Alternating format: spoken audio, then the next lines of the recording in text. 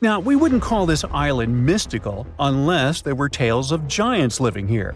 The island of Gozo in Malta is the backdrop of an ancient legend. Malta is an island country located in the Mediterranean Sea, just south of Europe. It's a very strategically located archipelago. Throughout history, it was ruled by many different societies, such as the Phoenicians, Greeks, Romans, and Carthaginians.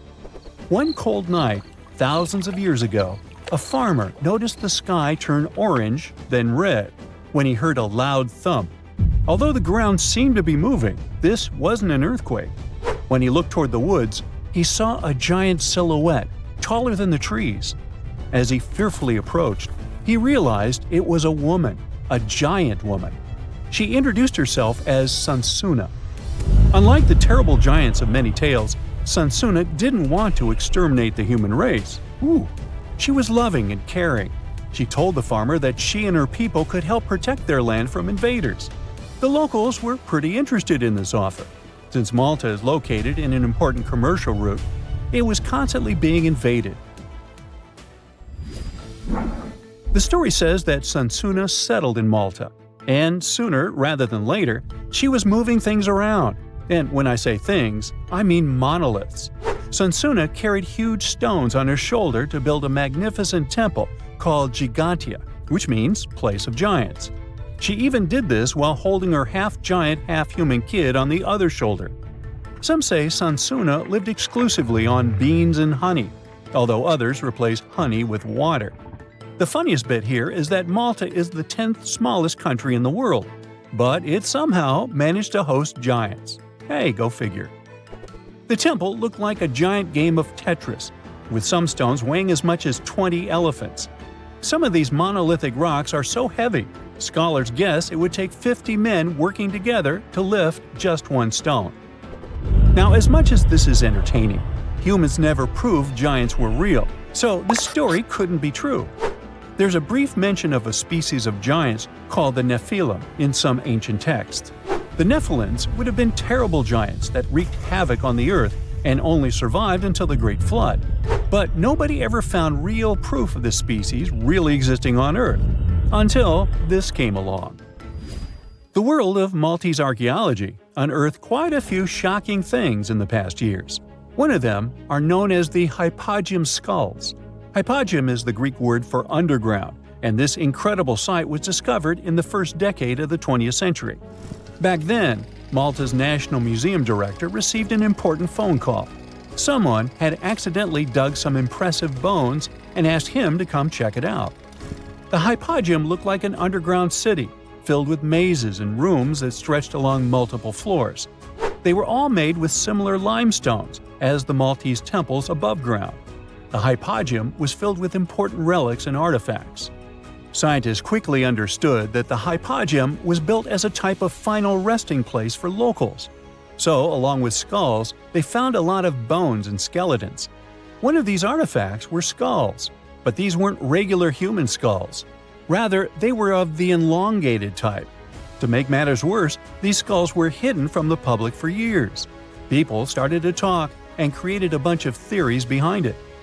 The truth is that this discovery was a turning point for Maltese archaeology, although scientists didn't know what to do with it. Some wondered if these skulls were natural or manipulated, since they knew some cultures in the world used head binds to alter their skulls. Other scientists threw in the hypothesis of little gray people or even the legendary giants. Some say that the elongated skulls could have been sculptures that worshipped otherworldly deities. There was no way to confirm any of these theories, so the question remained: who were the builders of Malta's megalithic temples? Now let's take a look at what scientists know. The Maltese megalithic temples have been standing strong since 3500 BCE, which is even older than the pyramids of Egypt. The main dilemma here is that these temples were built even before we invented writing, yet they required advanced technological skills to exist. The Gigantia Temple seems too absurd to have been built by humans. The South Temple has a corridor with 4 oval rooms on the sides, looking like a big shamrock leaf. In one of these rooms, scientists found altars decorated with spiral patterns. It looked like an altar of some sort. indicating early Maltese people used them for ritualistic purposes. The North Temple is similar but smaller, with a very low entrance that makes people crouch down to get inside. You get it? You need to bow down to their deities in order to get into this sacred place. I mean, one can't help but wonder about the secret reasons these ancient builders had to build such a huge temple.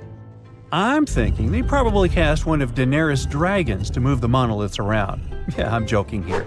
But hey, remember the entrance to King's Landing? Yup, the series used the Medina Gates in Malta as the exterior of King's Landing during Episode 3 of Season 1. Anyways, back to the giants. The ritualistic theory of the whole thing won a few points when archaeologists uncovered these mysterious figures. They're popularly known as fat ladies. These tiny statues have round bodies and faces that show how much they enjoyed life. They kind of look like a miniature Sunsana, the giantess we talked about. Scientists believe these were statues that celebrated well-being and prosperity. It does prove that the people of the time had advanced craftsmanship skills, and they were pretty intentional with their constructions and art manifestations. One of these statues is known as the Sleeping Lady. This Neolithic piece of art depicts the figure of a large woman lying on her side sleeping. After studying it deeper, scientists guessed this statue was meant to represent the Great Reaper. It was found in the hypogeum, which we now know was a huge resting place. This specific statue is different from all the other fat ladies, starting with the hair and the embroidered skirt. Then there's this statue. This is supposed to represent an 8-foot-tall woman and the rim of her skirt. She was discovered in the most unusual of ways. A farmer was trying to plow his field, but he kept hitting large blocks of stone. All the way back in 1915, the farmer called Malta's National Museum director and asked him to come check it out. Some think this is all the proof you need to confirm that Sunsana was real. Others aren't all that sure. But that's not all. The place where this giant statue was buried revealed one of Malta's most impressive archaeological sites, the Tarsian temples. The temples were made from limestone blocks. Some are 20 feet tall and weigh around 20 tons. Zamet, the museum director, kept digging and discovered multiple sites made of megalithic stones. All of them supposedly built by Stone Age farmers, all stranded on a remote island in the Mediterranean Sea thousands of years ago. It just doesn't make sense. I mean, look at these temples in Manidra. This is probably the world's earliest calendar. On the equinoxes, the sun passes directly through the main doorway, straight down the central axis. On the solstices, there are two superb variations. During the summer solstice, the rays fall on the edge of the megalith to the left of the doorway, and during the winter, the rays fall to the right side of the doorway. It's astronomical precision at its finest. And what about the structures in the Hall Tarsian that we've already talked about? This complex is the oldest one in all of Malta. It was built with the purpose of doing animal offerings to deities. Scientists confirmed this by unearthing numerous animal bones buried in the soil. They also found a great collection of spirals, indicating that the locals also used this temple for ritualistic purposes. Overall, there are 7 megalithic temples in Malta, each more impressive than the other. Scholars keep on digging to see if they can uncover the truth, much like researchers do with the pyramids of Egypt, the lost Mayan cities in the Americas, and other sites. To energize this amazing venue, which comes with a hefty price tag of around $2.3 billion, you'll need 28 megawatts of power, enough to supply electricity to about 21,000 homes. It was originally projected to cost just $1.2 billion, but challenges arose and the budget ballooned. I'm talking about the Sphere in Las Vegas. This place is so massive, it could fit the entire Statue of Liberty from its base to its torch. Standing at 366 feet tall and stretching 516 feet wide at its largest point, it can accommodate up to 20,000 people if they're all standing. If you want to sit down, the capacity drops to 18,600. Still, that's enough room for the entire population of some small nations, like Palau. Now, let's dive into its construction. To kick things off, you need land, and the sands provided the site. They dug out 110,000 cubic yards of dirt and rock to get things rolling. Just to put that into perspective, a cubic yard of loose, dry topsoil weighs around 2,100 pounds. If it's wet, that weight can shoot up to about 3,000 pounds. In total, they excavated the weight equivalent of 3,500 adult male megalodons.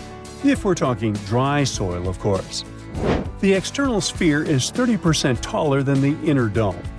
Building the dome's roof took 3,000 tons of steel, which included 32 hefty trusses, each weighing 100 tons. Altogether, the dome weighs around 13,000 tons and covers a surface area of 220,000 square feet. When the construction team reached the halfway mark with the dome trusses, they had to shift the crane to the southern end of the site to finish the remaining trusses. That move alone took 2 days. It's no surprise considering the crane used is the fourth largest crawler crane in the world. Transporting it from Belgium was hard. First, it was shipped to California. Then, 120 tractor-trailers took it to Las Vegas. Another 18 days were needed to set it up using a secondary crane. The Gateway Arch is an impressive 630-foot monument situated in St. Louis, Missouri, with a base that matches its height. It's just as wide as it is tall. Made of stainless steel, this cool curved arch is not only the tallest of its kind, but also the tallest building in Missouri. Some say it's even the tallest human-made structure in the Western Hemisphere. It was built to celebrate the westward expansion of the U.S. and is officially dedicated to the American people. You'll find it in Gateway Arch National Park, which, fun fact, is actually the smallest national park in the U.S. It doesn't even feature a natural area. The arch was designed by a Finnish-American architect who won the design competition for design concept in the 40s. However, it took some time for construction to begin. The whole building process started in 1963 and was wrapped up in 1965. It cost the U.S. Treasury around $13 million. You may say, hey, it's nothing compared to the sphere you mentioned previously. Yeah, but back in the 60s, $13 million could buy you what $96 million can buy you today. But still, the arch is way cheaper than the sphere. The construction bidding was pushed from the 20th December 1961 to the 22nd of January 1962, with around 50 companies interested, and the winning bid signed on the 14th of March 1962, backed by a $2.5 million city subsidy. McDonald, not McDonald's, Construction, the company in charge of the project, built a cool 30-foot viewing tower for crowds to check out their epic project. In 1963, about 1 million people showed up to take a look at the project in progress. Initially scheduled for completion in 1964, the arch was only revealed to the public in 1967. Stan Wolf, the project manager at McDonald Construction Company, mentioned that constructing a 62-story building is simpler than building an arch. He explained that with a building, it's all about stacking things straight up. With an arch, you're dealing with a lot of curves. Now, this building has set a bunch of world records. The tallest existing structure, the tallest building ever, the building with the most floors. This iconic tower is the centerpiece of a massive mixed-use development featuring 30,000 homes, 9 hotels, 7.4 acres of park, 19 residential skyscrapers, the vast Dubai Mall, and an artificial lake, essentially a mini-city. Designed to attract global attention and investment, the Sheikh aimed for the extraordinary. Ever felt a chill in the air while flying? At the top of the Burj Khalifa, it might feel a bit like you're on a plane, with temperatures about 11 degrees cooler than at ground level. The building's spire, made of over 4,000 tons of steel, stands at 660 feet tall, although it's mainly for looks, as the building would still be an impressive 1,919 feet without it. The exterior consists of reflective glass panels and aluminum, designed to handle the fierce desert sun and wind while providing great thermal performance. Those glass panels are no joke. Each weighs about 800 pounds. The building is equipped with 57 elevators, including the world's fastest double-deck variety, zipping passengers up and down at speeds of up to 33 feet per second. But if you're up to some cardio, there are 2,909 stairs leading to the 160th floor. No thanks, after you. Given how tall the Burj Khalifa is, you may mistakenly think water might be an issue. I mean, it's obviously hard to pump it up there, but it's not. Burj Khalifa's system delivers around 250,000 gallons of water daily through many miles of pipes. The temperature regulation isn't a problem either, as the air conditioning system is so powerful that its effect is comparable to melting 13,000 tons of ice in a day. Right. And what about cleaning those windows? There's a 36-worker crew to take care of all 24,348 windows. Want to guess how much time it takes? Not a week, not a fortnight, not even a month. It takes around 3 months, and this task is performed 4 times a year. 3 by 4 gives us 12, so yeah, it's pretty much a non-stop process. Elizabeth Tower is one of the greatest and most iconic constructions of all time. Don't tell me it's the first time you've heard about it. It's just another name for Big Ben. One of the main secrets of this tower is its foundation, which is crucial to its stability. The tower's base is square, and it measures 40 feet on each side. For such a tremendous construction, a stable foundation is crucial, so Big Ben's construction foundation is 12 feet thick. Still, it's not the foundation it's famous for, but the clock. How do we care for something this high up? For the past 150 years, reaching the top of the clock tower has meant tackling a spiral staircase with precisely 334 steps.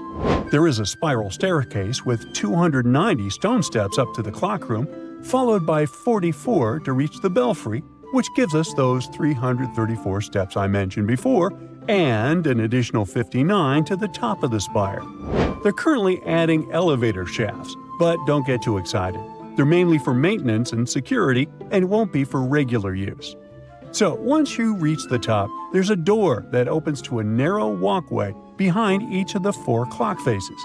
It's a tight fit, just spacious enough for an average person. If you venture a bit further on the stairs, you'll find another door leading to the clock room, which holds the impressive clock mechanism. Now, the clock mechanism is an engineering wonder all on its own, featuring a clever system of weights, gears, and a pendulum that keeps time. The pendulum, measuring 14 feet, plays a vital role in ensuring the clock's precision. As they say, England swings like the pendulum do. In the northeast of Thailand, a family of enormous stone whales swim through a forest. These aren't real whales, of course. They're actually a part of a 75-million-year-old rock formation. A long time ago, this part of Thailand was just a desert.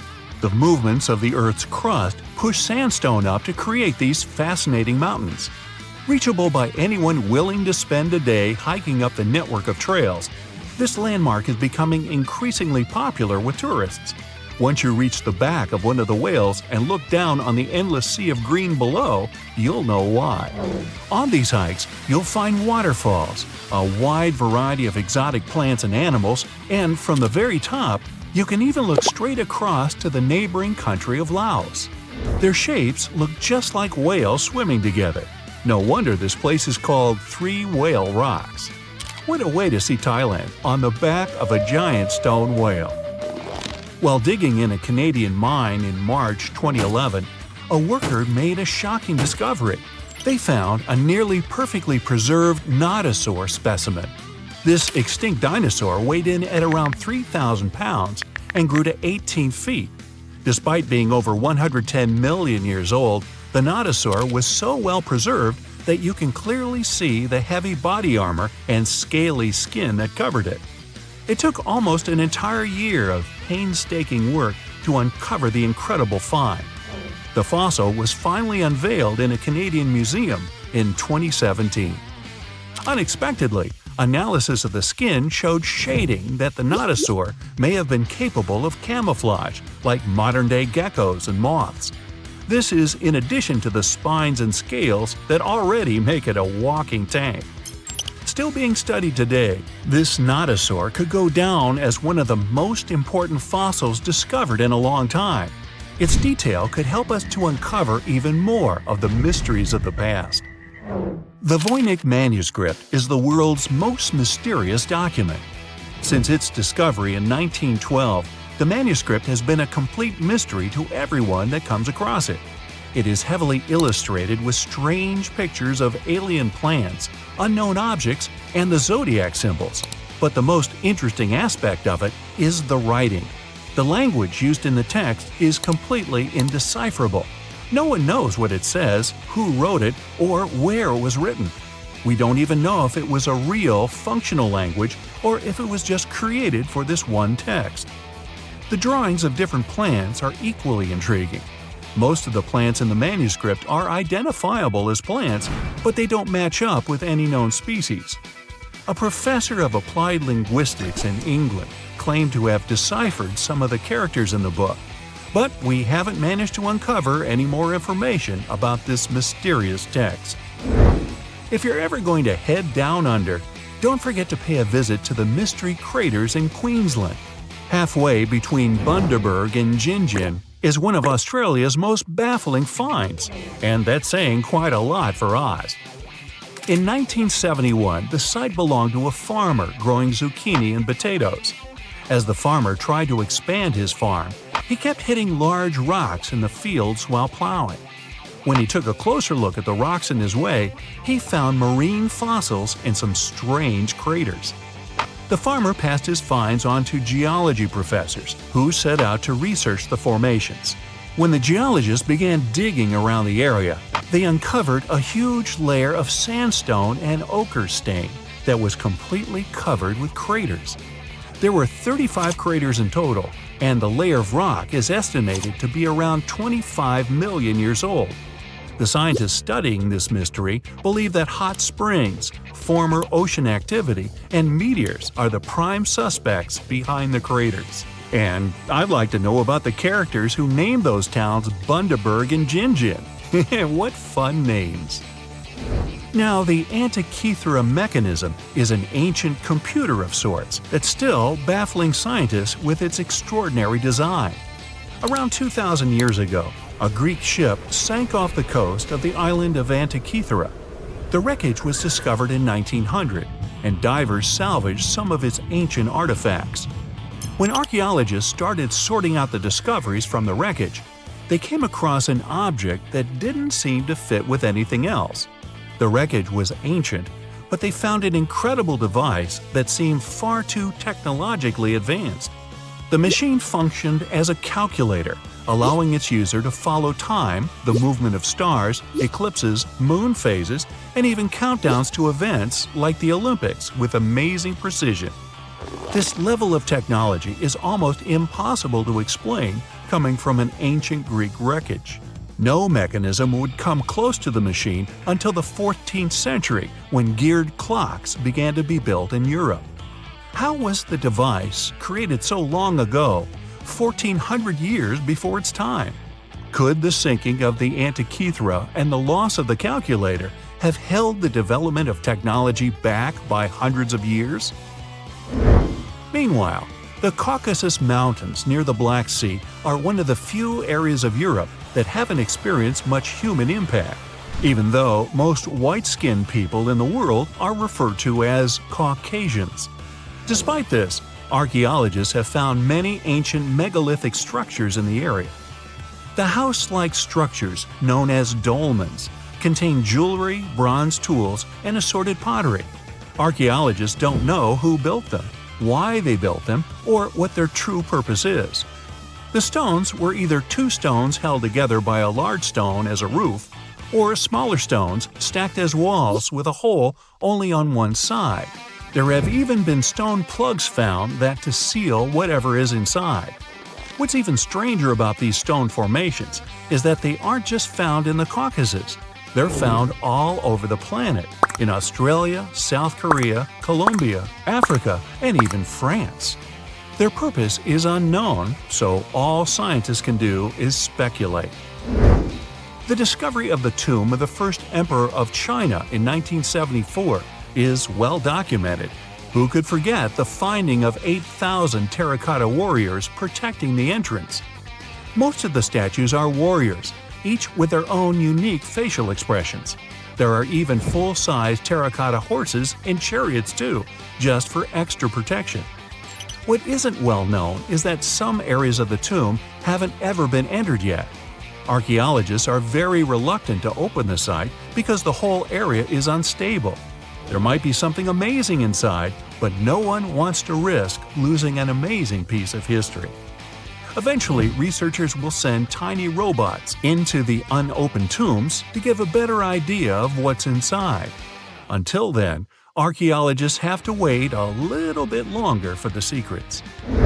In southern Costa Rica, people have discovered a collection of mysterious stone spheres. There are over 300 scattered around the landscape, and some are almost 7 feet across.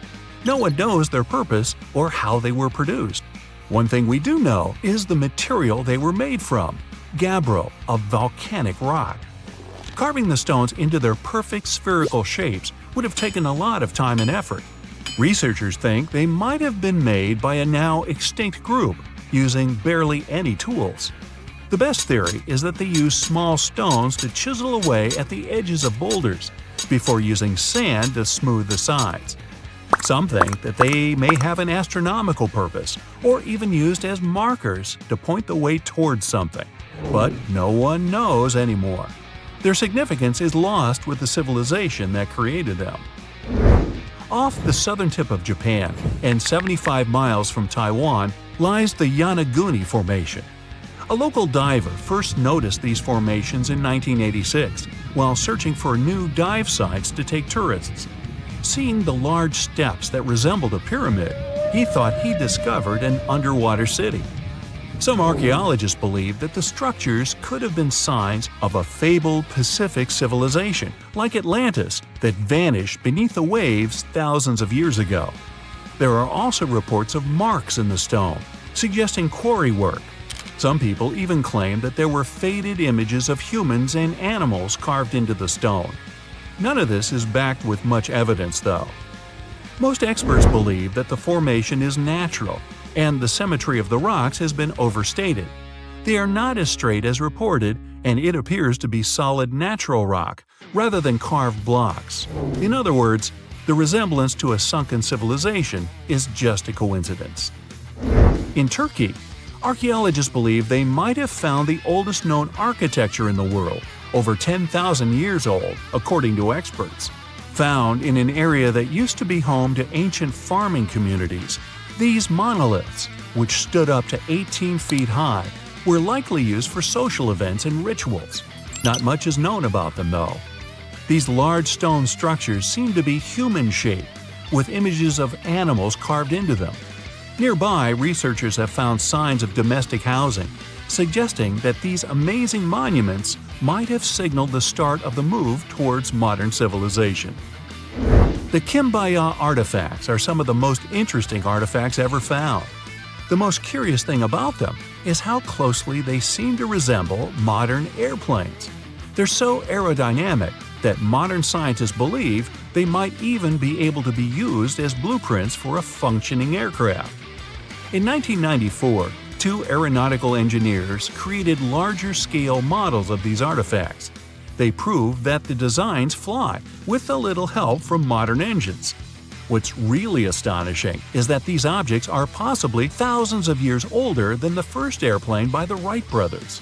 Just another one of our world's fascinating mysteries. If everything had gone according to the original plan, you wouldn't recognize the Washington Monument today. The designer, Robert Mills, wanted to create a temple-like building with 30 tall stone columns and statues of important people from American history. There would have also been a statue of George Washington riding a horse and a 600-foot-tall Egyptian-style obelisk in the middle. In 1848, they placed the first stone of the monument in a big ceremony with thousands of people. Abraham Lincoln also was there, although he was not yet famous. They started building, but by 1854, they ran out of money when the monument was only 150 feet tall. Finally, 22 years later, President Ulysses Grant gave the project federal money to finish the monument. By then, tastes had changed, and they decided not to build the temple part of the base. Since the project had stopped for so long, the stone colors couldn't match perfectly. That's why the bottom of the monument is lighter than the top. When it was finished, the Washington Monument was the tallest structure in the world. But 5 years later, the Eiffel Tower was built, and the monument had to give away the champion's title. Years before the JFK Airport started functioning, the Empire State Building was supposed to serve as one. Yep, the iconic New York's landmark antenna wasn't designed for King Kong to climb it, but as a mooring mast for giant airships. The leader of a group of investors erecting the building, Alfred E. Smith, imagined that passengers would walk down a ramp and be out on the streets of New York just 7 minutes later. But the man in charge of a famous airship called the Graf Zeppelin didn't think this idea would work out.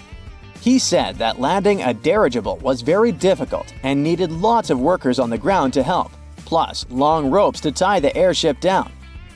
A dirigible tried to dock at the Empire State Building only once in history, in September 1931. The pilot had to carefully steer the airship around the top of the building for 3 minutes. The winds were really strong, blowing at 40 miles per hour, which made it really tricky. Traffic in the streets below stopped for over half an hour as people watched the airship trying to land. Mount Fuji has become one of the symbols of Japan as a mountain peak, but it's actually formed by 3 different peaks. There's a legend that says Mount Fuji was created in one night by an earthquake in 286 before the Common Era, but geologists believe it's much older. The first of the peaks began developing about 700,000 years ago. 2 old mountains are part of Fuji's foundation. About 100,000 years ago, a new part grew on top of these. The volcano we see today started forming 11 to 8,000 years ago. Compared to other volcanoes, it is still considered pretty young and active, although the last time it erupted was over 300 years ago. Whenever there's a serious earthquake in the area, there's a risk it will erupt again. Thousands of people still climb it every year. You could technically live inside the Eiffel Tower if you really wanted to. Gustav Eiffel designed the tower to feature a private apartment for himself right at the top of the construction. He left the place all neat and tidy with warm wallpaper, soft chintzes, wooden cabinets, and even a grand piano. These days, the only tenants of the apartment are 2 mannequins, that of Eiffel himself and of Thomas Edison. The famous inventor was a frequent guest in the apartment. If you buy a ticket to the top of the tower, you can get a sneak peek of the apartment through a window as a bonus. The Statue of Liberty also has a hidden room. It's in the torch. This part of the statue is 29 feet long and is made of copper. It sits on a steel framework that was designed by Gustav Eiffel.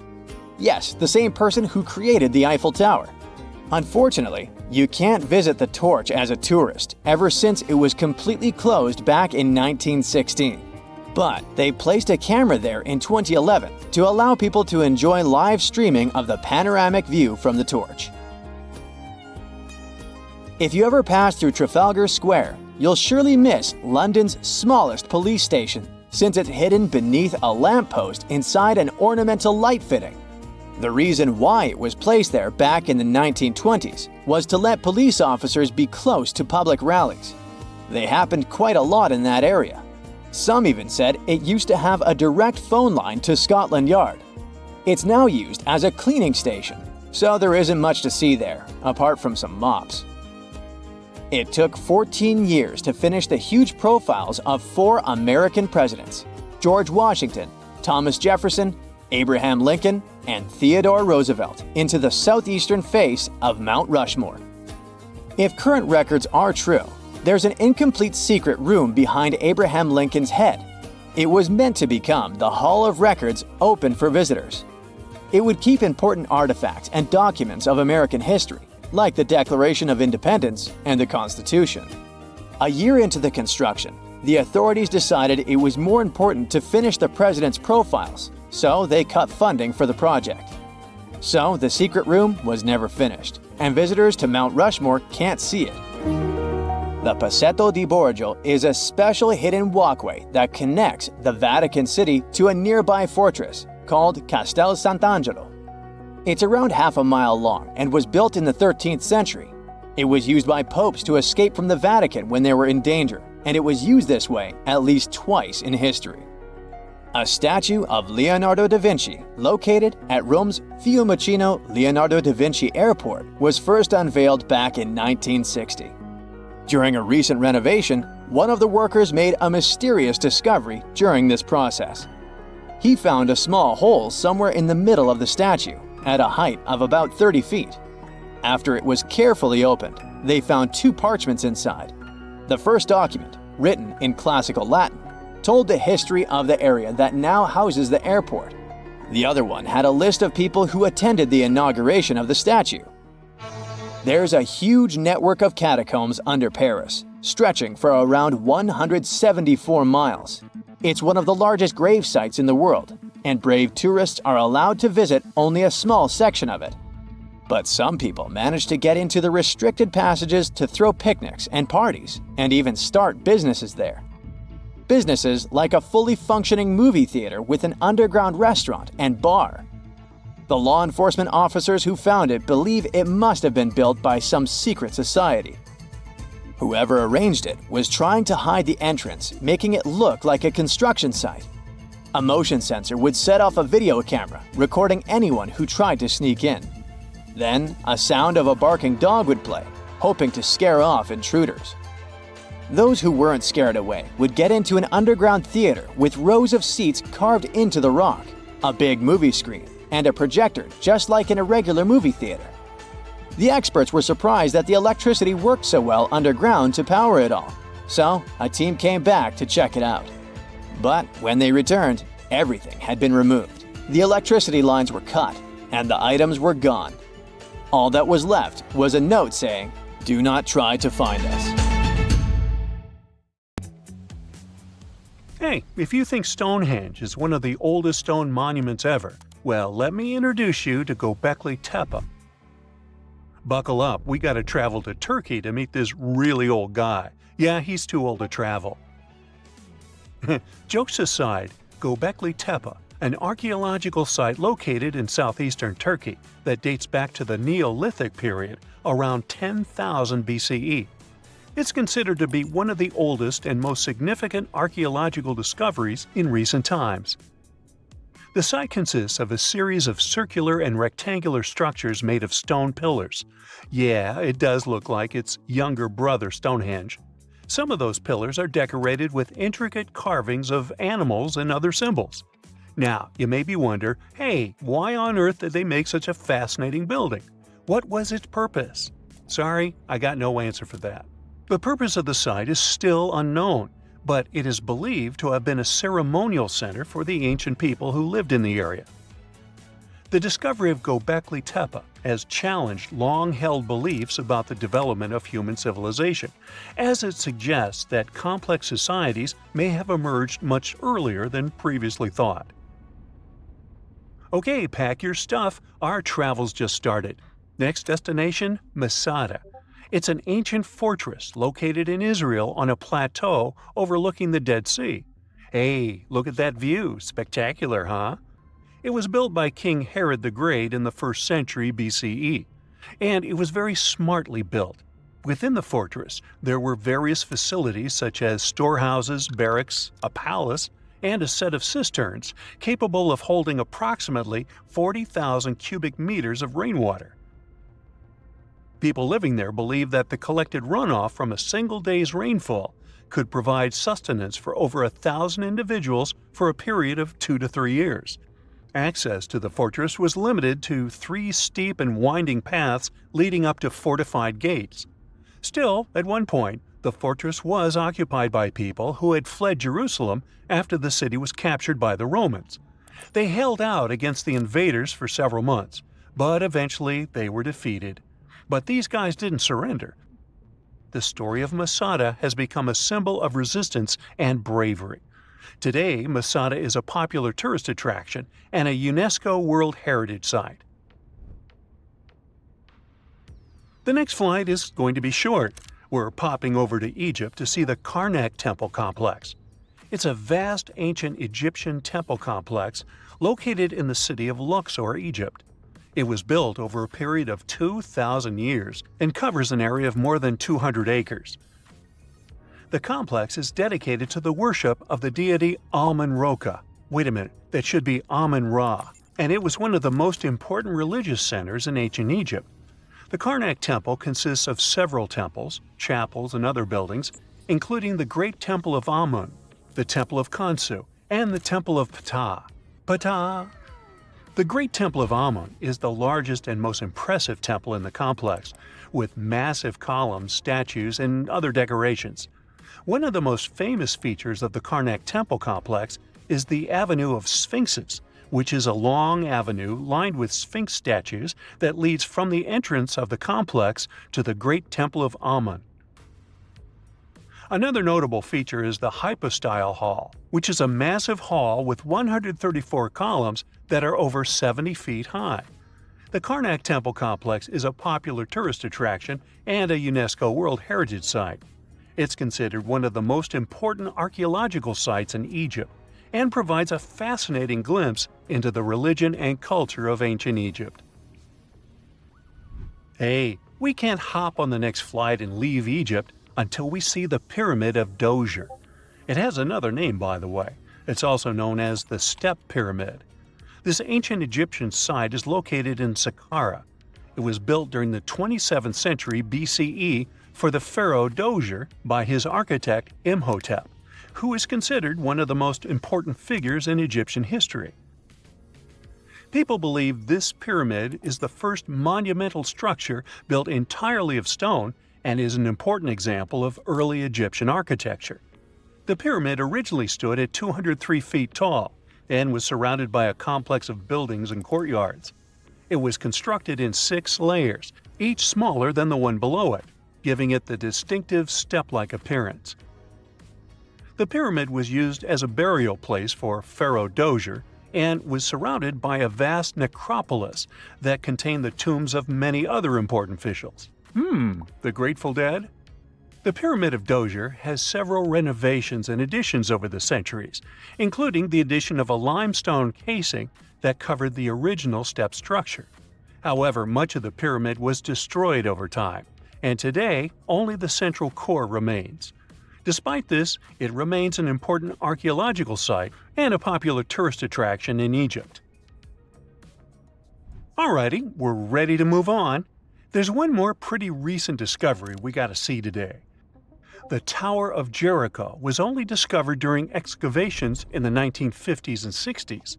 It's an ancient stone tower located in the city of Jericho in the West Bank. Just like Göbekli Tepe, this one is believed to be one of the oldest stone structures in the world, dating back to approximately 8000 BCE. The tower stands at over 28 feet tall. It's made up of 2 main sections, an inner tower and an outer tower, which are connected by a series of stairs. The purpose of the Tower of Jericho is not entirely clear, but it is believed to have served as a defensive structure or a watchtower. It may have also had religious significance, as it was located near a sacred spring. The Tower of Jericho is a significant archaeological site and has provided valuable insights into the early history of human civilization. It's open to visitors and is a popular destination for tourists interested in ancient history. Now, this ancient site even got attention from Netflix, and they made a movie where the action takes place in Mohenjo-Daro. This site was a major center of the Indus Valley civilization in present-day Pakistan.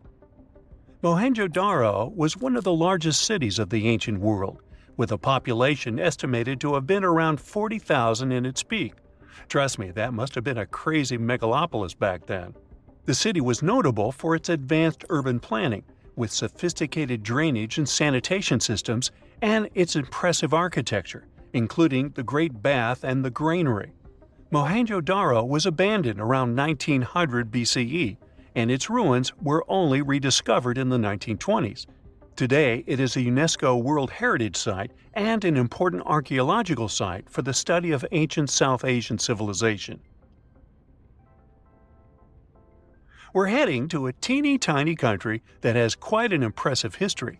Welcome to Malta. The Xigantia Temples are a Neolithic site located on the Mediterranean island of Gozo. They're probably one of the oldest freestanding structures in the world, dating back to around 3600 to 3200 BCE. The temples consist of two megalithic structures, each with multiple rooms and altars. The name Xigantia means giant tower in Maltese, as people believe that only giants could have built such massive structures. The temples are believed to have been used for religious purposes and are considered to be an important example of prehistoric architecture. They were added to the UNESCO World Heritage List in 1980. Well, you must be pretty tired, but there's one more place we gotta visit today. Our plane is already landing in Armenia, and we're here to see the Temple of Garni. Look, this one is well preserved. This temple dates back to the 1st century CE. It was built by King Tiridates I as a dedication to the sun deity Mir. Sadly, the temple was destroyed in the 17th century during an earthquake, which is quite a common thing for this area, but it was later reconstructed in the 20th century. Today, it's a popular tourist attraction and is also listed as a UNESCO World Heritage Site. Rekat structure is a giant formation in the Sahara that looks exactly like a giant bullseye. It's so wide that you can see it from space. Even the CIA got interested in it. In 1965, they planned a flyover looking for geomagnetic anomalies. The findings are still classified. Perhaps the theories are true, and this place is truly the lost city of Atlantis. Now, Atlantis supposedly sank beneath the waves, but recent discoveries are pointing us in a different direction. This is an ancient story that goes far back in time, and Plato was the first to mention it. The place had loads of greenery and a curious structure: 3 concentric circles of land surrounding 2 circles of water. 2 key quotes from Plato's writing suggest that Atlantis might not have been a typical island in the middle of the ocean. Plus, Atlantis had a major influence from Africa and Europe, challenging the idea of it being in the Atlantic. It turns out that the Eye of the Sahara and Atlantis look alike. When astronauts saw the Eye of Sahara from above, they initially suspected a meteorite impact crater, but the rings of the structure matched the layout described of Atlantis. More importantly, the Sahara wasn't always a desert. It turned from a tropical region into a desert around 11,000 years ago. Researchers found evidence of a massive river called the Tamaracet that could have sustained a community. This river flowed toward the Rekat structure, aligning with Plato's description. The Trans-Saharan Seaway ran through the Sahara 50 to 100 million years ago. The sea allegedly destroyed Atlantis around 11,500 years ago, likely due to a rapid rise in sea level caused by the end of the Ice Age. NASA's worldview imagery shows patterns consistent with this theory. Those concentric rings might be a key to unlocking the secrets of our planet's evolution over millions of years. They're shaped by erosion on resilient rock layers, creating a spooky pattern of ridges and troughs. The central peak stands proud at 1,300 feet. The central part has undergone a significant erosion makeover, revealing a circular structure with a raised peak. Unlike impact craters, the Eye of the Sahara flaunts a striking balance and symmetry. Some say it results from rock uplift, sculpted by wind and water. Others think it's an ancient anticline, eroded to reveal its concentric glory. Then there's a salt diapir theory, suggesting that salt's buoyancy sculpted this beauty. Dating techniques have proved that it formed 541 to 252 million years ago, give or take a million or two. Ancient tools are scattered around the outer rings of the structure near riverbeds. Some older stone tools have also been spotted in the same areas. And still, even though some spear points from the Neolithic period have been found, there aren't many signs that people were living there back then. The area seems to have been used for short-term activities like hunting and making tools. There are other unearthly mysteries that haunt our world. One such enigma is in Norway, the ominous Hessdalen light phenomenon, also known as the Valley of Lights, leaves scientists confused. This valley is 10 miles wide. It's quite isolated, but a peculiar blue box sits high on the hillside, equipped with cameras scanning the valley. The unsettling saga began in the 1980s, when the night sky over Hessdalen erupted with burning fireballs, a recurring spectacle that sent shivers down the spines of those who witnessed it. This wasn't a fleeting occurrence, rather it became a regular thing. Terrified locals reported encounters with these unexplained luminous phenomena, some of which happened near their homes. Unease spread like wildfire. At its peak, there were about 20 sightings every week. The phenomenon made its way into newspapers, magazines, and media worldwide. Soon, people flocked to the valley, hoping to see the lights themselves. In 1984, experts joined the fray, armed with sophisticated instruments like magnetometers, radiometers, and other ometers. What they encountered was mind-bending, lights that defied explanation. Some moved at a leisurely pace, while others raced through the sky at an astonishing 19,000 miles per hour. People tried to explain these lights: airplanes, distant reflections, ball lightning, satellites, planets, meteors. But the speed and how these lights danced ruled out all those theories. We're slowly approaching another mysterious place. This is the greatest subglacial lake among Antarctica's 675 known lakes. It can easily hide unknown life forms. This lake is beneath the East Antarctic ice sheet. Dive about 2.5 miles under the ice, and there you'll see Lake Vostok, located at 1,600 feet below sea level. This lake is 155 miles long and 31 miles wide at its broadest point. With an average depth of 1,400 feet, it's also the world's sixth largest by volume. It's like an underwater city with lofty pillars and deep basins. The secret lake was discovered in 1993, yet it had been waiting to be found down there for over 2,000 years, collecting ancient secrets.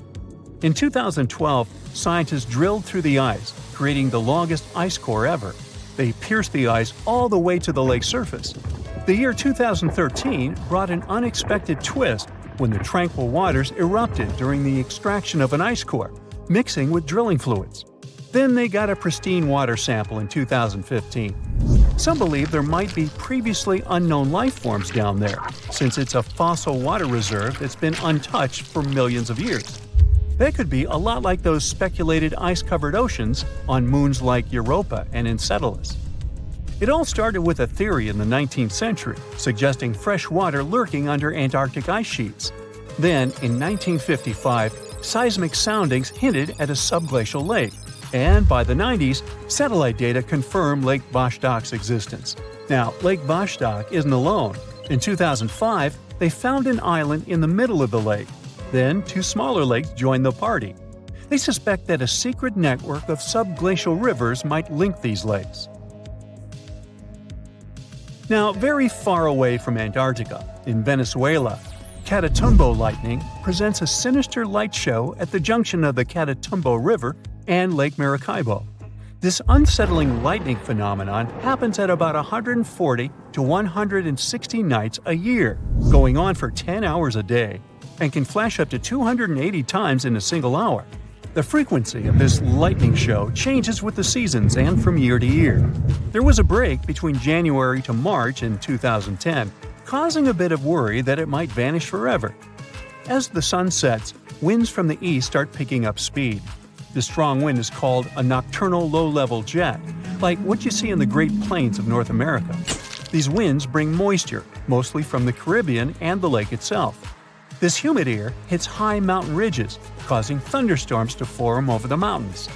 Thanks to the ongoing wind situation, more thunderstorms appear as the night goes on. This pattern repeats itself, and is why this area has the highest annual lightning rate globally. The next place scientists cannot explain is in China.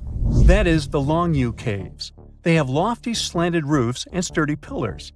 The spot remained hidden for centuries. These human-made caverns, built around 2,000 years ago, decided to reveal themselves only in the 90s. Local farmers drained some ponds and unveiled 5 massive caverns. Further digging exposed an additional 19 smaller caves. They range from 60 to 110 feet in width and 26 to 50 feet in height. Archaeologists found historical relics from the reign of Emperor Zhuan of Han, dating back to over 2,000 years ago. Now, how did these caves survive for more than 2 millennia without falling apart? No ancient records explain the way they were crafted either. The walls show chisel marks, hinting at some layer-by-layer chiseling action, but the exact construction process is still a head-scratcher. What you're viewing is recognized as the most densely populated location to have ever existed. It spans just 6.4 acres, which is equivalent to 13 Starbucks coffee shops located in the Empire State Building. And while a huge coffee shop like this one can host, say, 1,000 guests, this place somehow managed to have around 33,000 people squeezed in. Some estimates suggest that the actual number could have soared to 50,000 at some point. This is Kowloon walled city. The city is relatively young, settled in 1898, but its history goes back nearly 1,000 years to the Song dynasty. Originally a modest fortification, it remained largely unchanged until renovations in 1847 added defensive walls, leading to its revival a half-century later. But back then, the area was sparsely populated rather than crowded. To really understand just how packed this area got by the mid-20th century, let's compare it to some others. Take the East Village in New York City, for example. It has a little park at its center, but mostly it's filled with a mix of historic homes and newer apartment buildings. As of 2010, it was home to over 44,000 people, making it way more crowded than the rest of New York City, which is saying a lot, since New York City is the most densely populated city in the US. By most standards, it's pretty busy. But then you look at Kowloon walled city, and it's a whole different ballgame. If all the land there could be split proportionally between the residents, that would be somewhere around 5.5 to 8.5 square feet per person, if we count land only, while science claims people need 200 to 400 square feet at home just to feel good. So, why was everything crammed together like that? Well, it comes down to Kowloon walled city's unique status. It was never officially part of the rest of Hong Kong.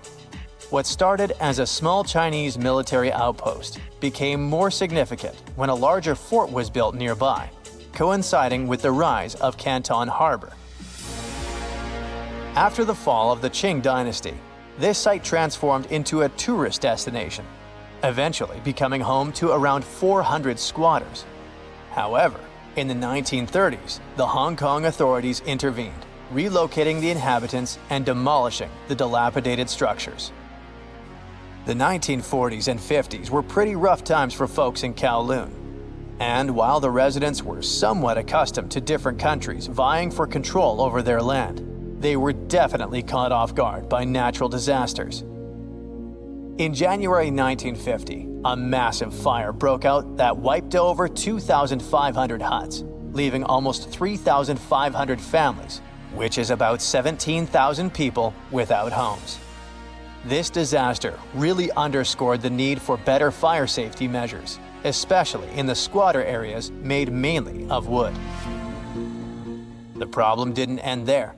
Due to the lack of control from both the Chinese and British authorities, except for a handful of operations conducted by the Hong Kong police, the walled city became a refuge for illegal activities. It was not until a trial in 1959, which took place within the walled city's boundaries, that the Hong Kong government was officially recognized as having jurisdiction there. By that time, however, organized crime groups known as triads had already established dominance over the area. Starting in the 1950s, triad factions such as the 14K and Sun Yee-un took control of all the criminal dens within the walled city. The environment became so dangerous that police would only enter in large numbers. It wasn't until 1973 and 1974 when over 3,500 police operations led to more than 2,500 arrests and the confiscation of illegal produce, that the influence of the triads began to diminish. Only a decade later, the local police chief announced that the crime rate in the walled city was now under control. And even though crime dropped, the walled city still became known for having a surprising number of unlicensed doctors and dentists who could work there without fear of getting into trouble. That was a win-win. Many working-class people couldn't afford licensed dentists somewhere in Hong Kong, so they would go to Kowloon to receive affordable health care. You get it now. What can attract people in such a seedy place? Right, it's zero oversight. And zero oversight means that anyone could start their business here, no matter how shady it was. However, there were some totally normal entrepreneurs. For example, noodle makers. Despite all the dangers, the population of the city kept growing. But how can you create more houses if your territory is very limited? Simple. Think vertically, not horizontally. So, local developers started stacking more and more stories, as if those were Lego bricks you could easily add on top of your tower. This led to a crazy population boom, making the city feel like a little world of its own, with over 33,000 people being crammed into 300 buildings on just about 7 acres. By the late 70s and early 80s, the city hit its peak size. But that came with some quirks.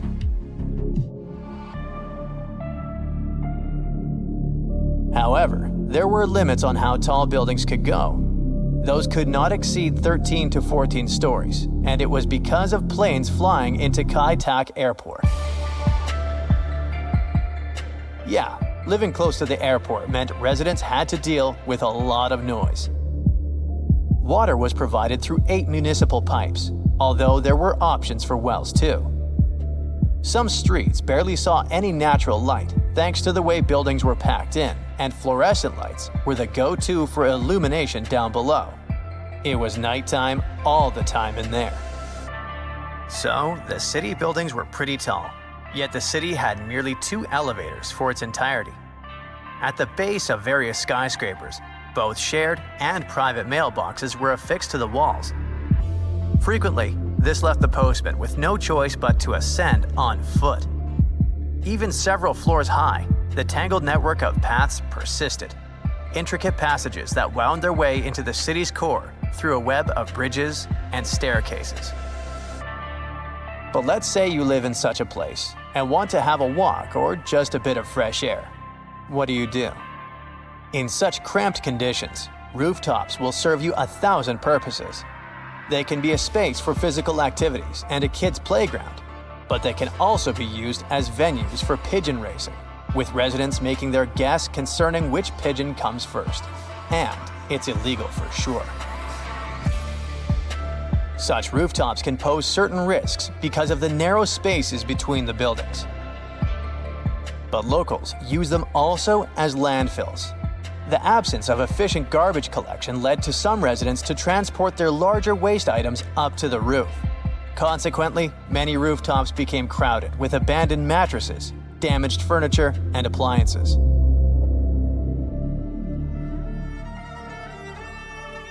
Hey, I get the feeling that I'm talking about something that actually exists. Sorry for that, I totally forgot to mention the most important thing. This city ceased its existence back in the 1990s.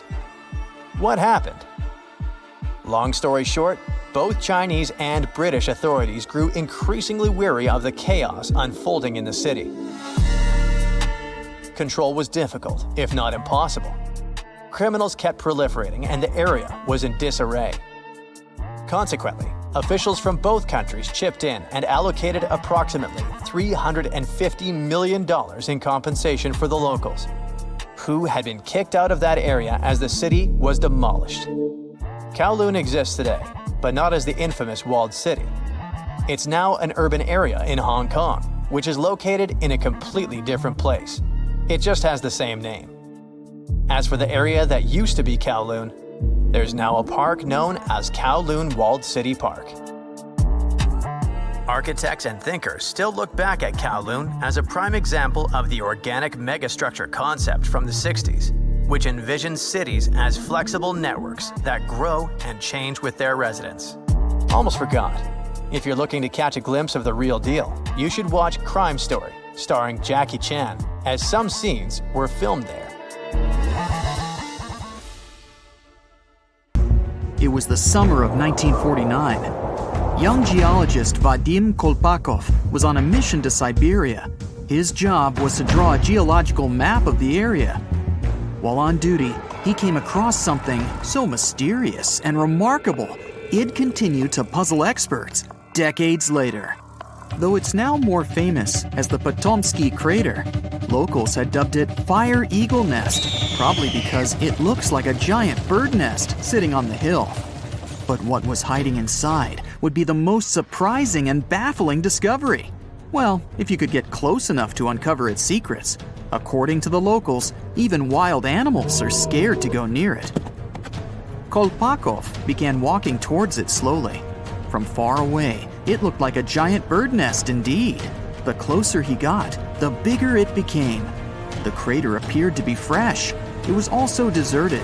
Trees didn't grow on the slopes of this natural structure, and the winds didn't carry enough soil to make plant growth possible. As for animals, none in sight.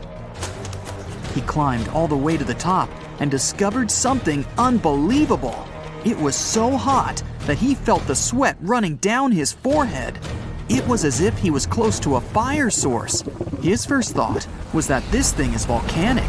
When he looked down, he was met with a perfectly circular mound in the middle. The round hump in the center of the crater was around the height of your standard telephone pole. Such things don't appear in volcanoes, even in extinct ones, and there aren't any around here that link to this peculiar mount. Unable to solve the strange appearance of the bad place, Kolpakov went back home and told everyone about his discovery. What was once a local anomaly would soon become a worldwide mystery. The whole scientific community started digging and coming up with theories. A lot of experts agreed this must have been the work of a meteorite.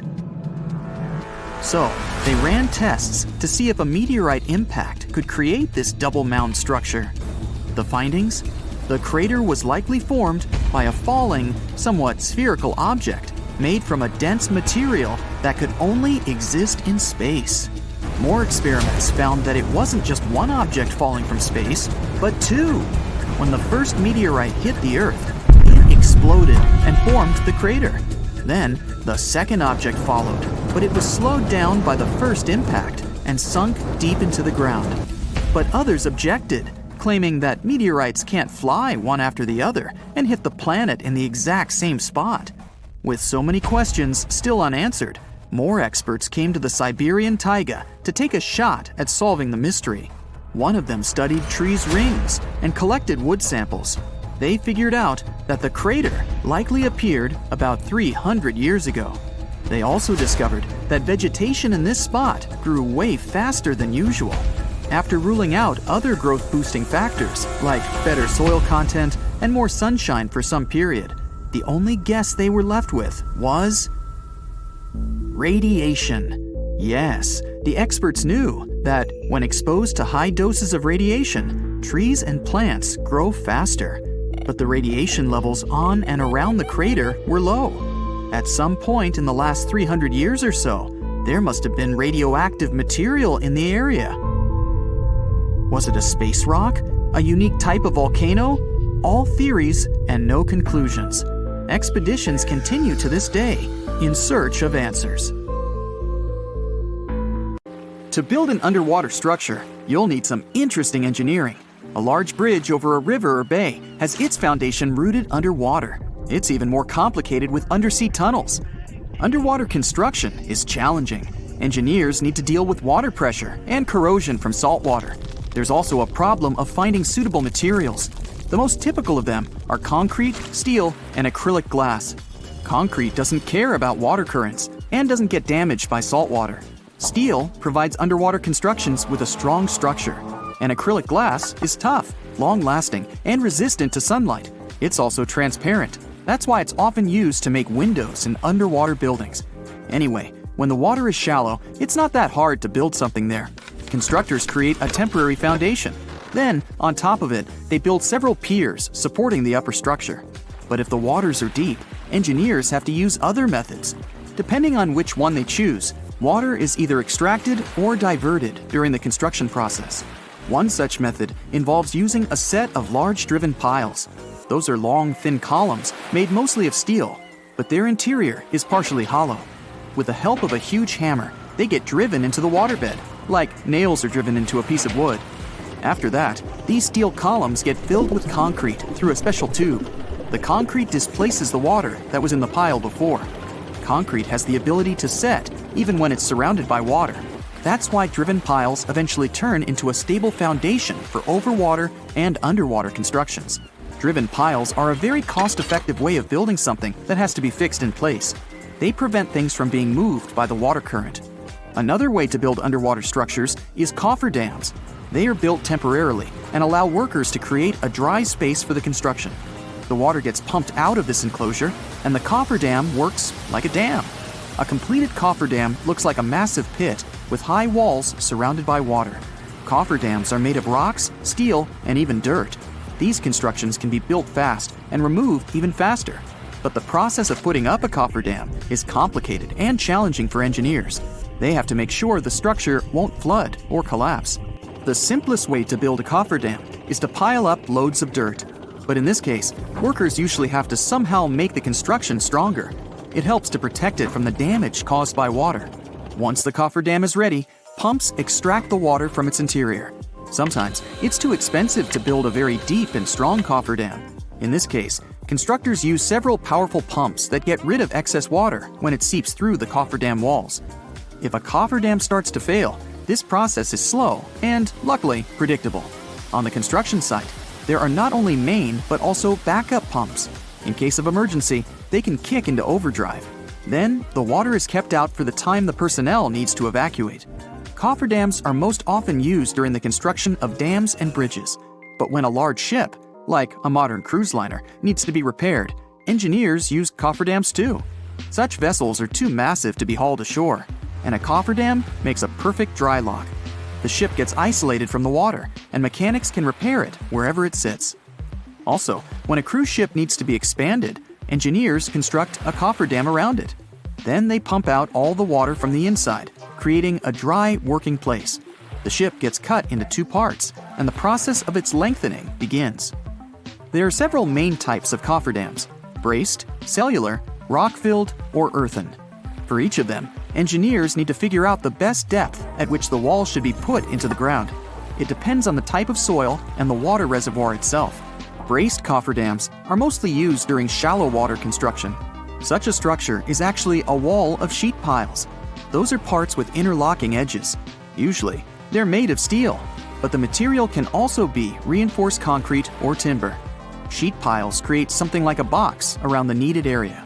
Cellular cofferdams are also made of sheet piles, but in this case, the piles have a special shape. After being connected, they form cells that get filled with soil or clay. The cells, in turn, create a watertight wall. Thanks to its structure, it's exceptionally stable. Rock-filled cofferdams are used when there's a lot of rock at the construction site. They're built over the soil. This prevents the water from seeping into the cofferdam, and the rocks serve as reinforcement. Earthen cofferdams are built in areas where the water is less than 10 feet deep. They're created from the materials that are at hand: clay, sand, and even soil. There are also single-walled and double-walled cofferdams. The first type is used when the area of the construction isn't large and the depth is more than 20 feet. Such cofferdams are typically necessary for building bridges. Timber or wooden sheets are put into the sea or riverbed. After that, iron or steel sheets are added on the inside. On both sides of the wall, workers place half-filled bags of sand. Finally, the water gets pumped out and the cofferdam is ready for use. The double-walled cofferdam is used for large construction areas and when the water is very deep. Such construction sites need more powerful supports. This stronger cofferdam has two walls, which provides it with extra stability. Two piles get pushed into the waterbed with some space in between. The deeper it is, the bigger the space between the walls. Then they get attached to each other. After that, this space gets filled with soil. Cofferdams aren't cheap. This means that if one is used for a project, there are no other available options. For example, it's the best way to construct permanent dams. When the Hoover Dam was built, several cofferdams were put up to divert the water from the Colorado River. As soon as the project is finished, the water is pumped back into the cofferdam, and its walls, whatever they are, get removed. One more way of underwater construction is caissons. They're watertight structures that are put into the water. Even open, they remain dry inside. Workers can keep digging down until they reach some solid surface. That's where the caisson will be placed upon. What's so different about caissons is that they eventually become parts of the foundation for, let's say, a bridge or a dam. And even though you might not think of a bridge or a dam as an underwater construction, most of their crucial elements are underwater. For example, a large bridge wouldn't be able to hold its weight without massive supporting towers, and they stand in the water. There are several types of caissons: open, pneumatic, and box. Open caissons have no bottom. They're actually just vertical walls that allow builders to dig at the bottom of them.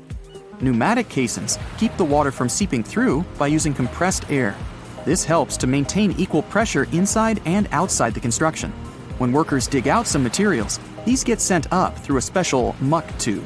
When the caisson reaches the bedrock, workers fill it with concrete. Unlike others, a box caisson has a floor, and workers lower it onto a foundation that is constructed in advance. During the construction of the Brooklyn Bridge, engineers used two massive caissons. Thanks to them, they reached the bedrock and created the foundation for the towers of the bridge.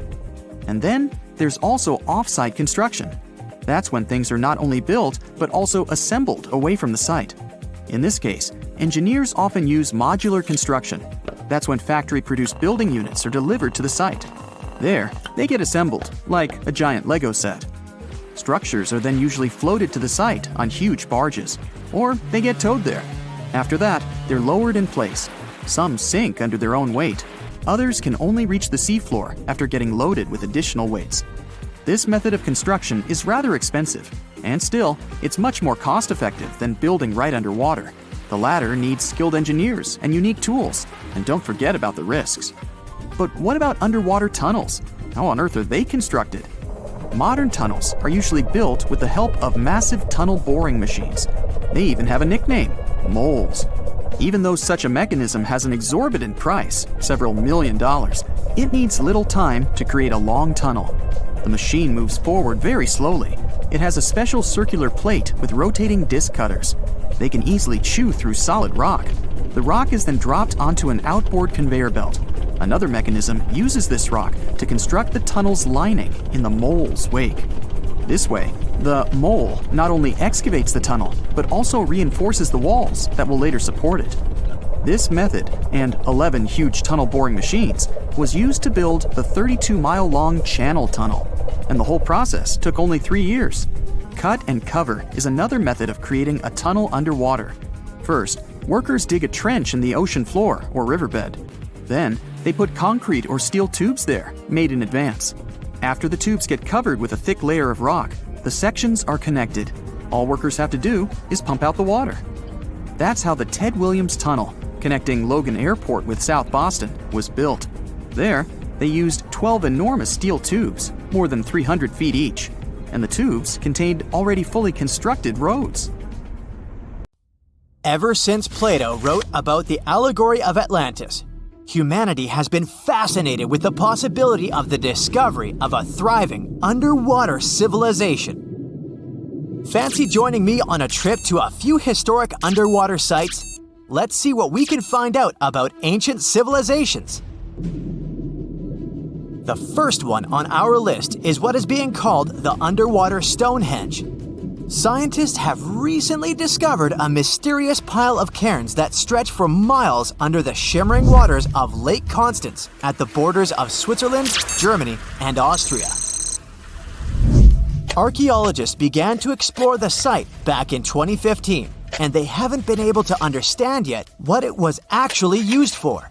What they do know is that there is a 12-mile line of 170 human-made stone cairns under Lake Constance. Scientists say this was most likely the result of a combined work of several villages. The cairn site was probably used for some collective purpose. The formations are huge. Some of them are several dozen feet wide. The most amazing discovery so far is that the site dates back to around 5,500 years ago. Now, what were we humans doing back then? We were living in the prime years of the so-called Stone Age. We were beginning to make artifacts from stone and use them to hunt and eat. Can you imagine what a knife and fork might have looked like back in those days? It's no coincidence that scientists call this site the underwater Stonehenge, though. Both sites are believed to have been built around the same period of time. You see, Stonehenge dates back to around 3,100 BCE. Both sites carry the distinct characteristic of stone monuments built in a circle. Not to mention the fact that scientists also haven't figured out why on Earth our early ancestors would feel the need to build a monument such as Stonehenge. Well, the mystery of Lake Constance hasn't been solved yet. Who were the Neolithic people from this area? And for what purpose did they go through such an amount of work and effort to build this huge stone site? Next, we're taking you on a tour of the Ryukyu Islands just off the coast of Japan. You're diving deep down to an archaeological site. But I should warn you, the waters of the Pacific Ocean are far from smooth. It doesn't take long before you see a huge structure, thanks to the sunlight shining down on the seabed. At first, it looks like Machu Picchu's ruins located across the globe in Peru. As you approach the site, you slowly figure out its forms. A pyramid-shaped structure, arches, staircases. It's something that could have easily been a palace or a castle. Could this be a sign of human activity? What you've just seen is known today as the Yonaguni Monument. It also goes by the name of Japan's Atlantis. The entire monument is about the size of 5 soccer fields and the height of a 5-story building. Its most surprising feature is its expanse of terraces. Explorers and scientists believe that Yonaguni might be 10,000 years old. But whether it's a human-made structure or a natural formation is still under debate. For Japan's top marine geologist, Professor Masaki Kimura, Yonaguni is the heritage of a lost civilization. Kimura has dived to the bottom of the ocean to explore the ruins over 100 times over the past 10 years. According to him, there are clear signs of human activity down there. On the monument's surface, there is a triangle-shaped concave that is a historical symbol of water fountains in the region. There's also a giant turtle carved on the eastern side of the structure. And, according to Kimura, turtles have an important cultural meaning. Several pieces of stone tools have been recovered from the site. Their estimated age is around 10,000 years. However, not all scientists support this theory. For many, Yonaguni is the result of thousands of years of erosion. The fact that the monument is composed of one massive rock leads them to believe it's not human-made. The defined edges and flat surfaces resemble a natural formation in Northern Ireland, known as the Giant's Causeway. The basalt columns look like the ruins of a palace, but they're actually the result of volcanic activity in the region. Now, you're flying to the coast of Greece, 4 hours away from Athens. More specifically, you're in the Peloponnese Peninsula. You dust off an old snorkel and head for a free dive on a bright sunny day. Sometime into the dive, you start noticing patterns on a seabed. 13 feet below the surface, outlines of familiar objects start to appear, one by one. As you continue swimming, what looks like the outline of an entire city emerges in front of your eyes. Are you wondering how water could have taken the whole city? Rocks are perfectly aligned into what appears to be the foundation of a building. This is Pavlopetri, an ancient city you've probably heard about for the first time. It was discovered by Nicholas Fleming, a British oceanographer, when he was on vacation in Greece. He had heard rumors about Pavlopetri's existence and indeed found several artifacts on the seafloor. He went back to the area a year later with the team. They found a site filled with pots, storage vessels, and tools. A kernstone, for instance, is a tool used for grinding grains and turning them into flour. Multiple amphoras indicate that this settlement dates back to the Bronze Age, 5,500 years ago, when people started living in towns. The settlement is believed to have existed for over 2,400 years. Today, Pavlopetri is considered the oldest submerged town ever discovered, and what's impressive is that it wasn't a simple village. It was a vibrant port city with stone buildings, a marketplace, streets, and even squares. The next stop on our voyage is one of today's most famous underwater cities that has been turned into an archaeological park. The city of Port Royal in Jamaica exists only below the surface, but in 1692 it was one of the wealthiest cities in the Western Hemisphere. Port Royal was the center of the British Empire at the time and an important trade city that attracted people from all over the region. It was also home to real-life pirates of the Caribbean. On the morning of June 7, 1692, the people of Port Royal met a different fate than they had probably expected. The city woke up shaking. People were thrown out of their beds by the power of a massive earthquake, ranking 7.5 on a Richter scale. One survivor said he had seen Earth opening up and swallowing the whole town. What he said could be true, as the city was mainly built on sand. The ground swallowed buildings, roads, you name it. Geysers erupted, and finally, waves as big as 10-story buildings hit the city. About 33 acres of the city disappeared under the water.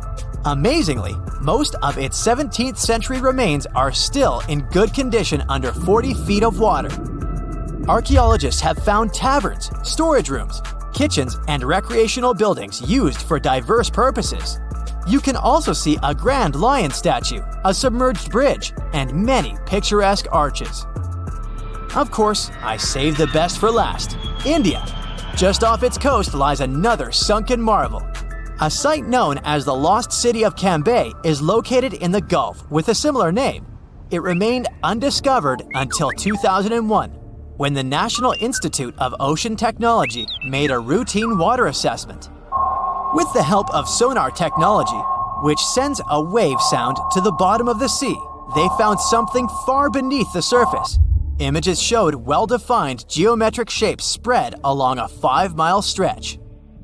The remains date to more than 9,500 years ago, meaning this civilization was lost at around the end of the Ice Age. Debris recovered from the site included construction material, pottery, beads, sculptures, and even bones.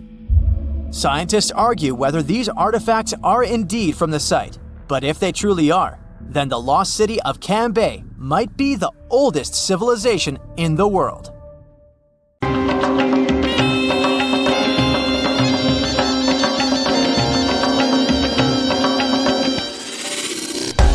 This is the Burj Khalifa. It's the tallest building in the world. It has 163 floors, and it's twice as tall as the Empire State Building, and 3 times taller than the Eiffel Tower. The total weight of the concrete for the building's foundation is 110,000 tons.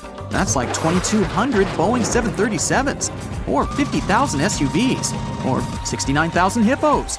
It took 22 million human hours to build. That means that if you were to build Burj Khalifa by yourself, it would take you about 2,500 years to do it. And now, imagine that huge thing slowly sinking into the sand until even its spire is underground. Skyscrapers are usually built on solid ground. Take a skyscraper in New York and dig a little deeper under it. There's always some kind of rock foundation to support the weight of the building. But if you dig a hole in Dubai, you'll only find sand. In theory, the whole city should have sunk in the sand, but it's still there. The main reason the Burj Khalifa stands firm is that the sand for the building's foundation was brought from Australia. Wait, but Dubai is built in a desert. There are billions of tons of sand there. Well, that's right, but the problem is its shape. There are lots of dust storms there. The wind picks up sand grains. They rub against one another, get polished, and gradually turn into microscopic balls. This makes the sand doughy, almost like snow. And if you squeeze a handful of such sand, there will be a lot of air between these balls. That's because they don't cling to one another tightly. But usually, sand grains are shaped like diamonds. If you squeeze such sand in your hand, the grains will press against one another like puzzle pieces. This way, they can withstand intense pressure. So, engineers imported millions of tons of sand to Dubai to create a strong base for the foundation of the building. The second thing about this type of sand is friction. The less smooth it is, the harder it is for you to slide on it. The building will literally cling to the sand with its foundation. Now, let's sneak a peek underneath the Burj Khalifa. First, the engineers drilled 192 holes, each about 164 feet deep. That's 3 times the length of a New York City subway car. Then, these holes were filled with concrete and about 39,000 tons of steel rebars to reinforce the structure. These are called piles. Concrete resists compression well enough, but it doesn't fare well when it gets twisted or bent. Luckily, steel rebars are great at dampening those forces. The sand around the piles is tight against the concrete. The friction between the sand and the piles keeps them from falling deeper. It's like sticking your hand in the sand at the beach. It can easily go down a dozen inches, but then the friction will stop it. When the piles were ready, it was time to create the base of the building, something like a concrete pillow. It's shaped like a flower with 3 petals, but this is not only for beauty, it's also for reliability. When you step on doughy snow with your feet, you fall all the way down to more solid ground. But if you wear snowshoes, you can walk on the snow surface. This is because your weight is distributed over the snowshoe area. The shape of the base of the Burj Khalifa has the same function. It distributes the construction's weight evenly so that the building doesn't sink into the sand. When the base was ready, workers began constructing the building itself. Whoa, it really swings a bit. Don't worry, it's done on purpose so that the skyscraper doesn't collapse. If you make the construction too stiff and don't let it swing, at one point, a strong gust of wind can just break it at the very base, and it will fall. So all skyscrapers are made a bit flexible. When the wind blows, the skyscraper tilts a little. This puts a lot of force on one side of the building's foundation. But concrete tends to shrink slightly, which dampens that force. Then the concrete decompresses and returns back to normal. When the wind is especially strong, the spire of the Burj Khalifa can sway 6.5 feet. The architects have come up with an even crazier idea for Dubai: a spinning building. It'll be an ordinary skyscraper, but each floor will rotate 360 degrees. Engineers are planning to install a rigid rod inside the skyscraper. It'll hold the entire weight of the construction on itself. Then each floor of the building will be attached to that rod, and the inhabitants of each floor will be able to choose the direction and speed of rotation. So, building on sand is actually quite reliable and simple. It was much harder to build skyscrapers in Manhattan. There's hard rock that can support a skyscraper there, but it lies 10 stories deep underground. So, engineers came up with a solution. These are wells. First, a concrete ring is placed on the ground. Workers start digging a hole right underneath it. They remove soft soil, and the concrete ring begins to sink under its own weight. The builders then put another ring on top of it and continue digging. One by one, the rings go lower and lower. A small crane helps to lift the soil to the surface. It's essentially a vertical tunnel that leads to nowhere. When the well reaches the rock hidden underneath the soil, the builders climb back to the top. The well is then filled with concrete. It looks like a giant pile. A dozen of these powerful piles can support a large skyscraper. But it's much harder to create a building foundation in a seismically active zone. That means a place where earthquakes frequently happen. The method of protection against them is simple. Like with high winds, you need to make the building flexible. Let's look at the foundation of such a construction. Good old piles hold the enormous weight of the skyscraper, but the concrete pad of the building itself stands on huge springs. During an earthquake, the ground shakes and moves from side to side, but the springs dampen and compensate for the movement, so the building stays in place. Also, engineers surround buildings in earthquake zones with concrete circles underground. So, here's a skyscraper with its foundation. Here's one ring around it, and here's another. When an earthquake hits and the ground starts to shake, these rings dampen the force of the earthquake. And if around the rings it feels like strong waves, inside the perimeter, it's like a calm bay. Another option is to reinforce the building with steel beams. You may have seen these things on bridge piers, but in this case, there are small cylinders on each beam. Each cylinder is filled with oil and has a piston. When the building starts to swing during an earthquake, the piston starts to compress the oil in the cylinder. The oil turns the mechanical energy from the swinging into heat. This dampens the energy released by the earthquake. And sometimes, engineers have to construct a building in a place where there's a lot of water in the soil. If you drill a hole for a pile there and fill it with concrete, the water will wash out the cement or keep it from drying out. In such cases, you have to freeze that water. To do it, builders make a lot of small drill holes at the construction site. Then they put pipes into these holes and create a connected pipe system. There's a similar pipe system in your fridge. It's hidden under the inner paneling. Now, we pump some liquid nitrogen inside. The water gives off its heat to the liquid nitrogen and starts to freeze. Meanwhile, the workers have time to fill the pile holes with concrete. But water in its ice form takes up more space than in liquid form. So when the ice melts, the ground sags a little. So what if you want to build a city on water, like Venice? Then you'll need long piles. The builders of Venice used wooden ones. They had to get to the bottom of the lagoon first, and then they moved a few more dozen feet deeper through the soft clay soil until they reached the hard rock. The builders drove such piles around the perimeter of the future building, and the construction itself was built in such a way that most of its weight rested on the outer walls. If you dive underwater in Venice, you'll see hundreds of thousands of such piles. The task is more difficult if you build a bridge. In addition to a solid foundation, you have to take into account thermal expansion. The rule is simple. When something gets hot, it expands, and when it cools, it shrinks.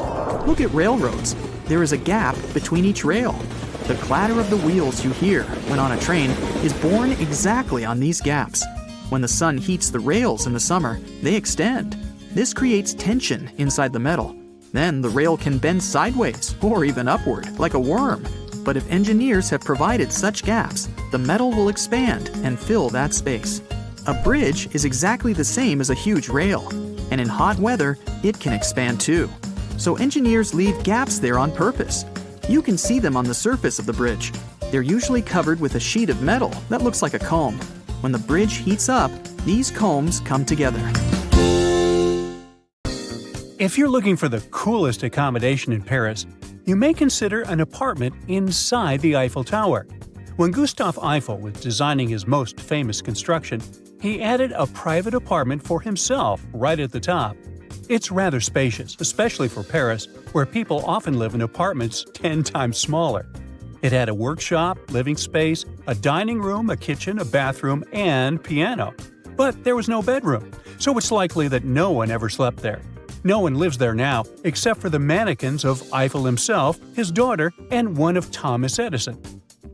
Members of the scientific community, chosen by Eiffel and other notable guests, were allowed to visit the property, and Edison was one of the chosen ones. Now, across the pond, the New York Public Library also hosts secret apartments for the staff. These apartments used to be a normal thing in different library buildings across the city, but now there are only 13 left out of 30. One superintendent lived in the library on 42nd Street for many years, and his own daughter was even born inside that building. The apartments came in different sizes, and some had up to 8 rooms. By 2006, the last resident custodian retired, and now these apartments are used for other library needs. It's known as the tallest building in the world, but Burj Khalifa is actually not one, but several constructions connected into one. It has a Y-shaped plan, and if you look at it from above, it's scary. I mean, it resembles a spider lily. It's uber flexible and can bend a little bit when there are strong winds or even earthquakes, so it stands safe and strong. Burj Khalifa has over 24,000 windows, and it takes a crew of 36 people around 3 months to clean them all. There's a crypt beneath the Capitol building in Washington, D.C., and visitors pass through it every day. The first architect of this famous landmark designed it as a grand vestibule, which means just a big entrance hall. Several years later, plans changed, and the room was supposed to become the final resting place for George Washington and his wife Martha. She agreed to it, and architects changed the Capitol plans to add a tomb below the famous rotunda. They also planned to put a statue of Washington on top, and there was going to be a 10-foot hole in the ceiling so people could look down and see his tomb from the rotunda. But Congress couldn't agree on all the details of this memorial, and the tomb remained empty. Years later, workers closed the big hole in the floor, which was meant to give light to the tomb because cold air was leaking into the rotunda. At some point, the crypt was used for bicycle parking. Today, it has statues of famous people from the 13 original colonies, and George Washington and his wife are buried out back. No, actually, they're in Mount Vernon. There's a hidden clock and a calendar in St. Peter's Square in the Vatican. The 83-foot obelisk works like a giant sundial, using its shadow to show the time and even mark special days like the solstices.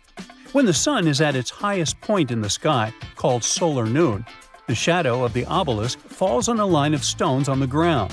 On the winter solstice, the shadow reaches its farthest point. On the summer solstice, the shadow is much shorter. There are also 5 other special markers that show when the sun enters different zodiac signs.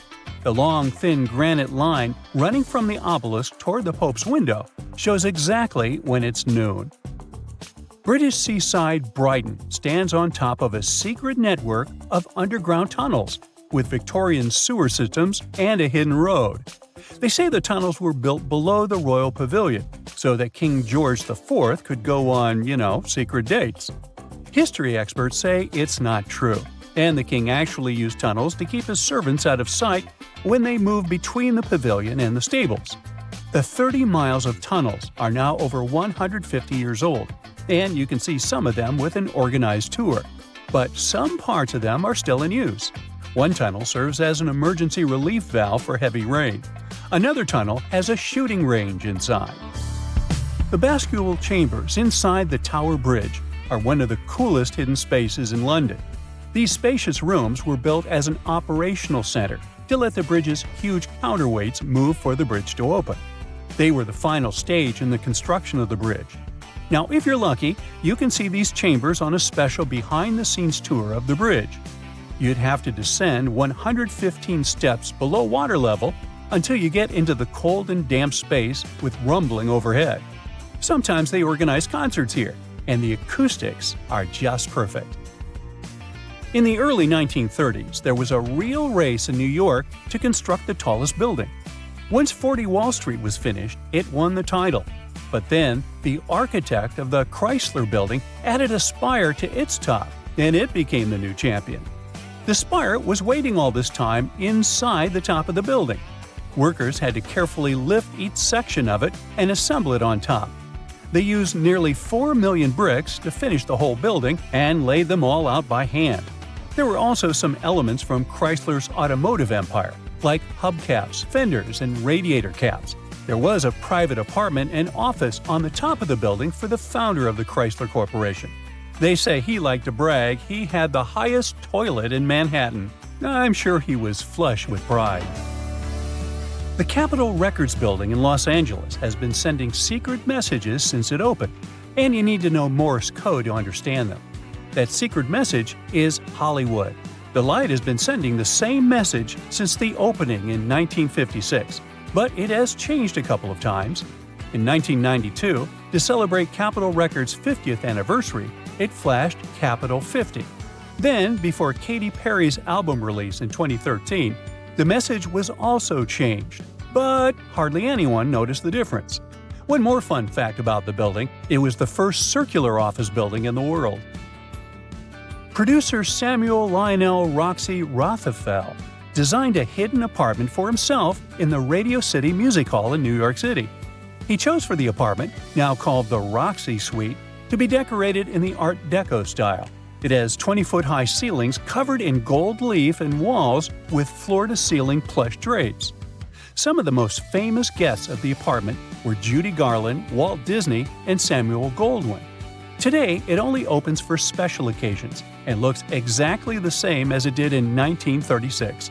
You might be able to rent it out for a private event, but they say the prices are very high. Grand Central Station in New York has a great hidden activity for travelers.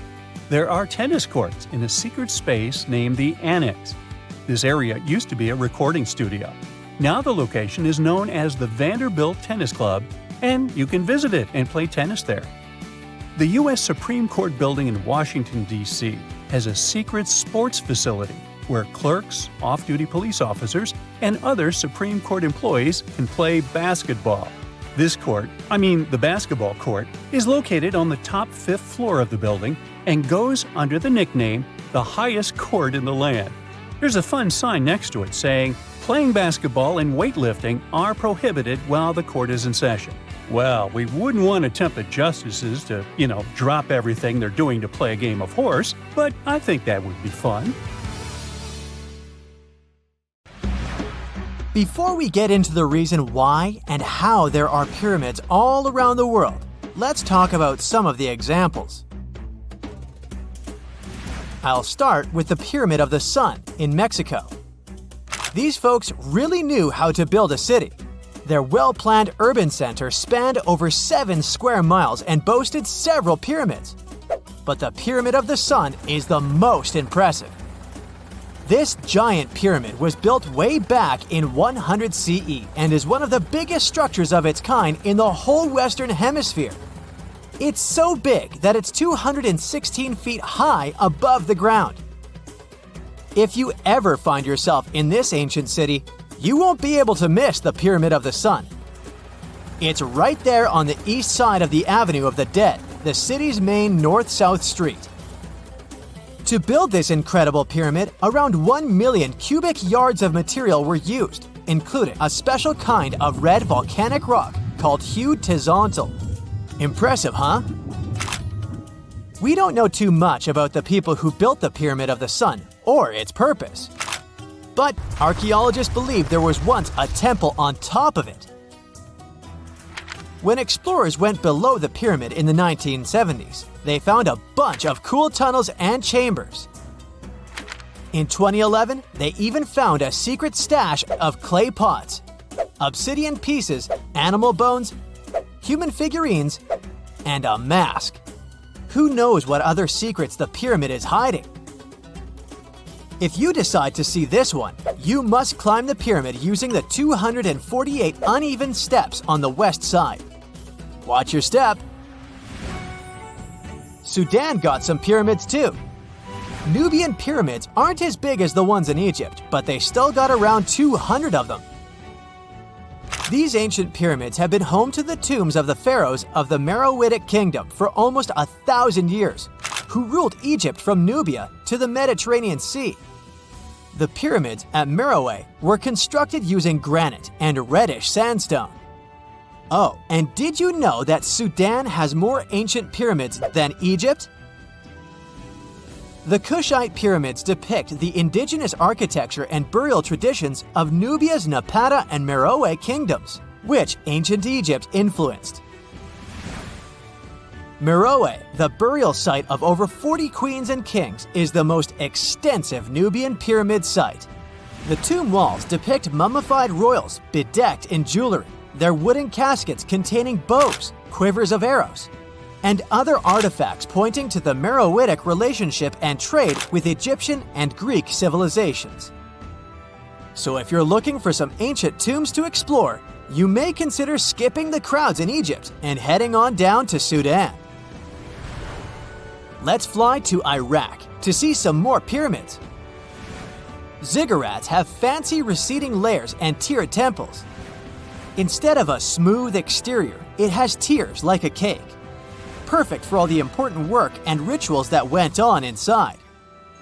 You can find these towering structures scattered throughout Iraq and Iran, and they're a real testament to the power and skills of the people who built them. One of the biggest and most impressive ziggurats is the ziggurat at Ur. It's basically a giant rectangular pyramid that stands a whopping 70 to 100 feet tall, with 3 levels of terraces and a temple on top. Can you imagine how many baked bricks it took to build that thing? Try 720,000 for just the lower portion. This particular ziggurat was built for Sumerian king Ur-Nammu, Similar to other ones, this pyramid has been around for thousands of years, so it got a little rough around the edges. Thankfully, the Babylonian king Nebuchadnezzar II and some archaeologists came to the rescue in the 6th and 20th centuries respectively, and now you can find this near Talil Air Base. The ziggurat at Ur was built in 2100 BCE by King Ur-Nammu for the moon deity Nana. It was the tallest building in the city, and you could see it from miles around. It was like the medieval cathedral spire of its day. People would come here to bring their agricultural surplus and get their food allotments and seek spiritual nourishment. Sadly, the Nana temple at the top of the ziggurat didn't survive, but we do have some blue glazed bricks that may have been part of its decoration. The lower parts of the ziggurat are pretty amazing though. The architects even included holes in the temple's baked exterior to let the water evaporate from its core. Since we explored some of the pyramids on our planet, let's take a broader perspective. They can be found in many parts of the world. Egypt has over 100 pyramids, double that number in Sudan, and dozens of others are scattered in the Middle East and China. The Americas have the most pyramids in total, with more pyramids than the rest of the world combined. These pyramids are located in Mexico, Guatemala, Honduras, and El Salvador. Time to know more about the evolution of pyramids through history. The oldest pyramid is in Egypt. This pyramid was a step pyramid, which was created by placing one layer of stone on top of another. The pharaoh Sneferu is credited with creating the pyramid shape we recognize today. During his 45-year reign, he built 3 pyramids. His first 2 attempts failed, but he finally got it right with the Red Pyramid, which is considered the first true pyramid. It was Sneferu's son, Khufu, who built the Great Pyramid of Giza, which was the tallest human-made structure on Earth for almost 4,000 years. Latin American pyramids are similar to early Egyptian step pyramids, but they were built independently, with no knowledge of each other. The pyramids in Sudan were built around 700 BCE and are tall, but much narrower than those in Egypt. How in the world did all these civilizations build these things without even texting each other? After all, the Aztecs, Mayans, and ancient Egyptians were about as different as possible. But despite their cultural differences, they all seem to agree on one thing. Pyramids were pretty cool. Step pyramids are all around the world because they were the most feasible and stable way to build large and tall structures without access to lighter building materials like wood and metal. The triangular form with a square base is the best way to build a sturdy structure, and having a cube structure would require more material for less height. Now, when it comes to pyramid design, the Egyptian pyramids were like giant triangles with a square base, smooth sides, and a pointy top. On the other hand, the Aztecs and Mayans went for a tiered cake look, with steps leading up to a flat platform on top. So, while all these pyramids share the same basic shape, they have their own unique flair. Each group built its pyramids using different materials, techniques, and slope angles. So while they may have been inspired by each other's work occasionally, they were just doing their own thing. Egyptian pyramids had smooth, angled sides that were designed to help the pharaoh's soul ascend to heaven. The Pyramid of the Sun was built over a series of caves that served as a passageway for the deities. The Maya built the temple of Kukulkan in Chichen Itza to honor the deity Kukulkan, usually represented by a serpent. Nicknamed El Castillo, it has 91 steps on each side, plus a platform. That's 365 steps, one for each day of the Mayan calendar. Tell me, Brightsiders, how were pyramids built? To begin with, humans made them, not a foreign race from space that landed on Earth. You see, one thing that all pyramids have in common is that they were built without advanced tools or even the wheel. It took a lot of people to build them, including skilled laborers and architects.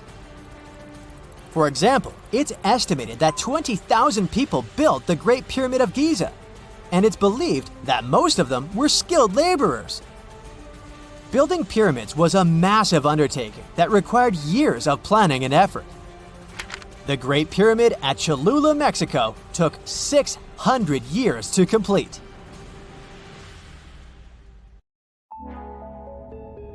Incredible news has recently spread across the internet. NASA has discovered evidence of a parallel universe. But is this actually the truth?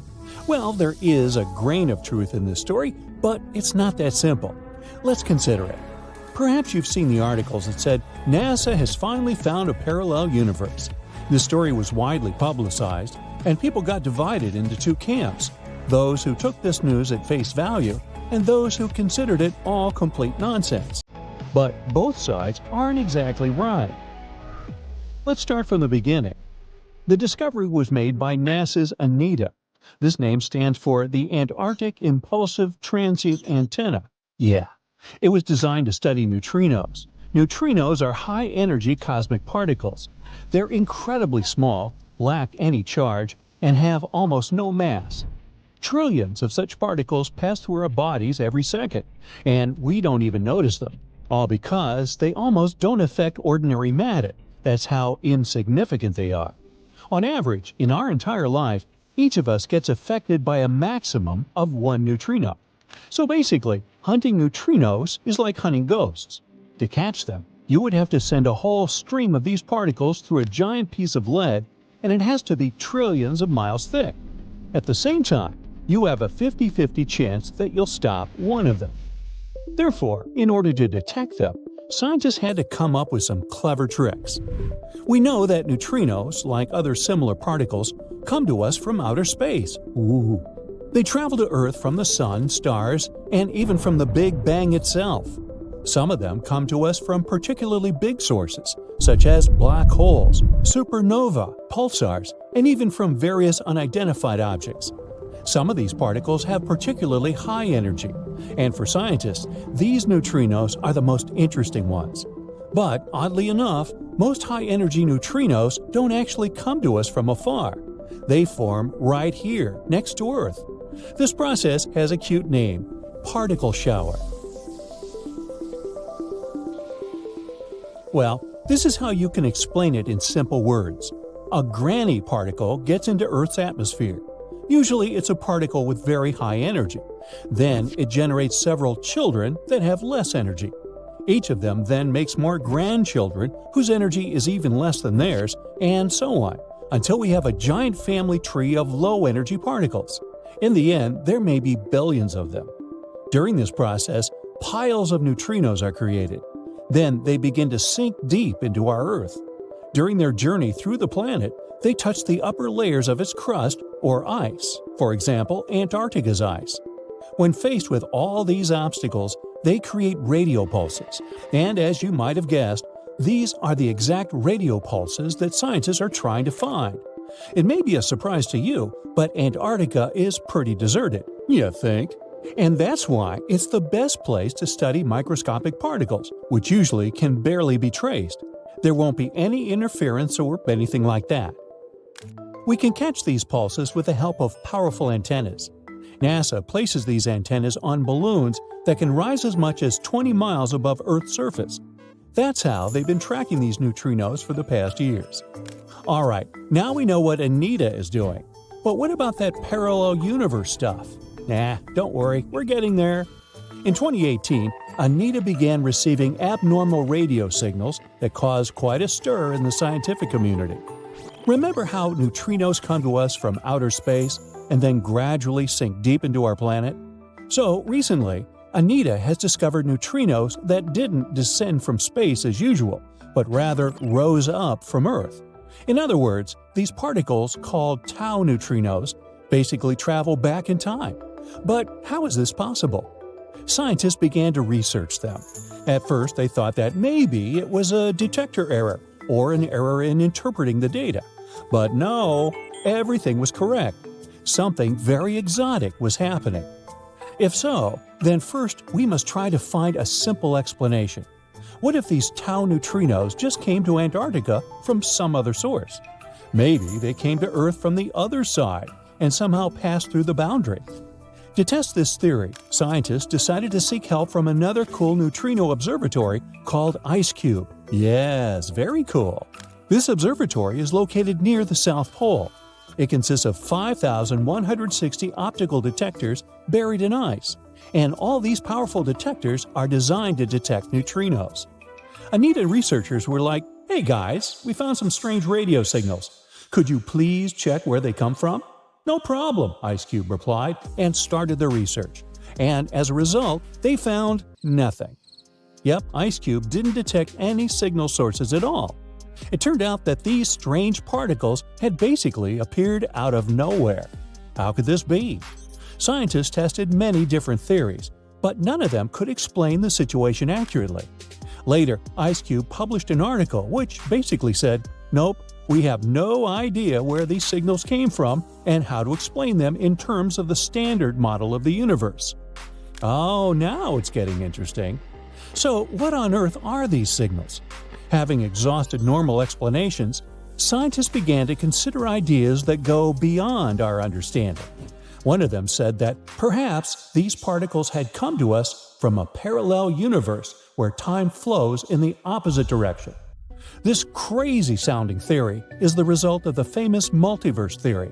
According to it, about 14 billion years ago, when the Big Bang happened, two twin universes were born.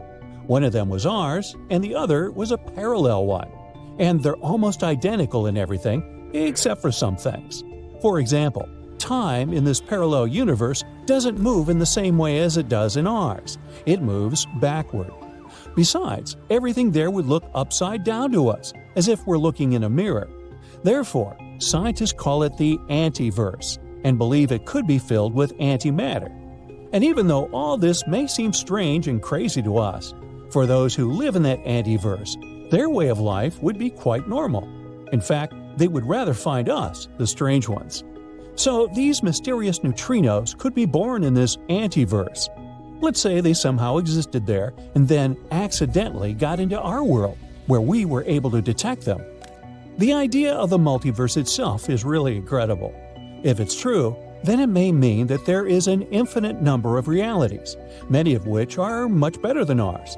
Quantum mechanics even says that it's quite possible that every second of every day, any of your decisions divides the universe into two. And so there are quintillions of parallel universes where our lives have gone very differently. Something like this is hard to even imagine. Of course, it would be great if we could find a way to get into another universe, and if these mysterious tau neutrino particles were able to cross the boundaries of two worlds, well, maybe we can do that too? But unfortunately, this phenomenon alone isn't enough to say whether the multiverse theory is true or not. This is just one of several possible options. At this stage of human development, we cannot prove or disprove this theory. Maybe someday in the future, we'll find out the truth, but definitely not now. The only thing we can say now, after this discovery, is that we've found strange radio signals which standard physics can't explain.